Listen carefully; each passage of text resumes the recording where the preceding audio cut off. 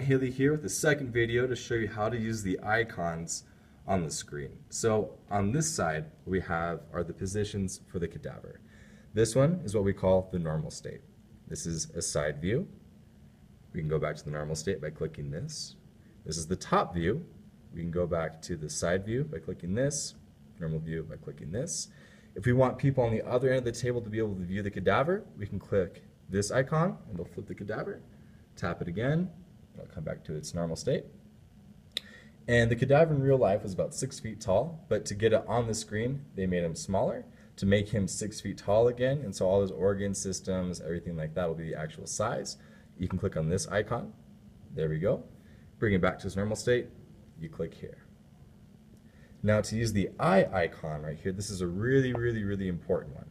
You'll select on this guy, and we'll come over here. And you can do basically anything you want to do at this point in time. So let's say we just want to look at this cadaver skeleton. What we can do is we can turn all of it off, click on the skeletal system right here, and as you can see, we've got a clear view of the cadaver skeleton. Let's say that I want to look at the right humerus. I'll come over here, tap on the right humerus. It's now highlighted. We'll come over here. As you can see, right humerus has been selected. Let's say that I want to annotate it or label it for the students. I can click on this A like that. Come back over here. You can see now that the right humerus has been annotated. Get back to his normal state by clicking that guy.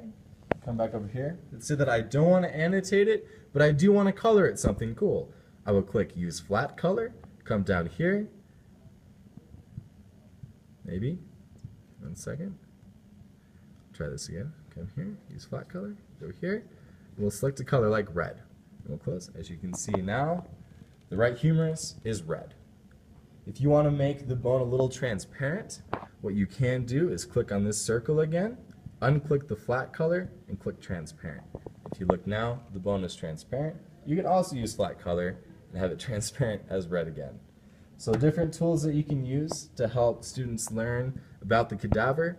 The nice thing is that you usually won't have to color the bones, you won't have to annotate the bones, because Haley and I will be doing that for you with the preset, which I will show you how to open here.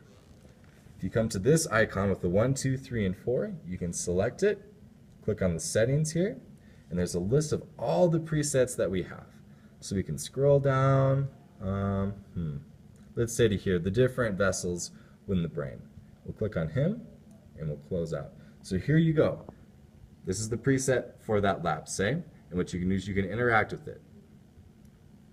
What I want to do now is turn off skeletal, turn skeletal back on, but currently it's transparent, so I'll click transparent, off transparent, and we'll close out of here. We'll get rid of the cardiovascular system, say, close out of here, get him back to his normal state here. Let's say I want to rotate the cadaver. I use 1 finger to rotate the cadaver. If I want to move the cadaver around the table, I'll use 2 fingers and rotate him around the table. If I want to zoom in, I use 2 different fingers and slide across from each other, and I can zoom in to different structures that way. Zoom out, you bring your fingers together. Get them back to the normal state once again. Go here, side view, top view. We can flip it if we want. Actual size, back to normal state. Let's say I want to get rid of some bones. I'm going to go to the eye icon here, select skeletal. Let's say I want to turn off the head and neck bones. I can turn those guys off. Head and neck there. Let's say I just want to look at the spine. I'll turn everything else off here. So I just have a really clear view of the spine. Now, if I tap a structure, I don't know exactly what it is because it doesn't label it for me.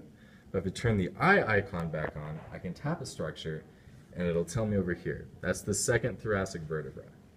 Once again, I can zoom in, move it around the table, and rotate if I need to. I want to get the cadaver back to its original state that the preset was originally on. What I can do is go back to this preset icon, click here. I can scroll down to the preset that it was at, which was this one. And there we go. The cadaver is back to the original preset that we had it at. So let's say that I want to dissect a certain area of this cadaver. What I can do is click on the dissection tool here, the red one, click on the curvy one, do a circle around the area I want to dissect.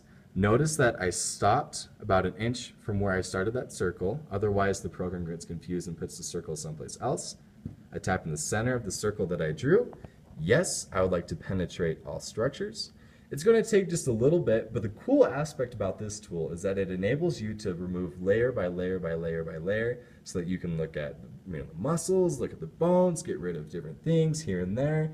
Show students the depth of the body, which is really, really neat. You can do it with if you can set the preset, anything you'd like. Currently, it's this one. So we'll go from here. I can get rid of the pectoralis major muscles. They label them for me as we go through. Get rid of anything that I want. Go all the way down. I can get all the way down to the heart if I wanted. Things like that. The cool part about it is, say I didn't want to get rid of the transverse abdominis. What I can do is I can click undo over here, and it brings it back. And it brings it back however much I want. Let's say I want to get the cadaver back to its original state. I click this little refresh button, the restoring button. Takes a little bit, but it'll get the cadaver back to its original state. And then if I want to dissect again, I'll just click the curvy tool and start over from there. So that's how you use the dissection tool. And to use the pen, if you want to, let's say, look at different muscles on the body, what we can do is we'll get the cadaver set. So we just have the muscles with a skeletal system underlay. This. I'll click on the pen here.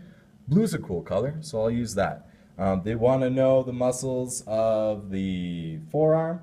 You can select right in here. If you want to look at the muscles that are going to be responsible for extending, you can do this. For flexing, you can do there. Oops. No, we don't want. I just want to do that one. I can click red and do flexing right there. That kind of thing. You have different colors to mess around with. You've got an arrow if you want to like point to like a pectoralis major muscle. You can use the eraser button to get rid of the stuff that you drew. You can use it to get rid of the arrow if you swipe across it. Yes, I want to get rid of that arrow. And you can click clear to clear it all, like I did accidentally earlier, but that's to use the pen. So once again, here are the positions. This is the eye icon, which you can do basically anything you want to with. This is the presets. You can go here, select this, click on the preset that might be labeled for that week, and you should be good to go. And there's the pen tool that you can also use whenever you like to. But that's how you navigate the tools on the screen.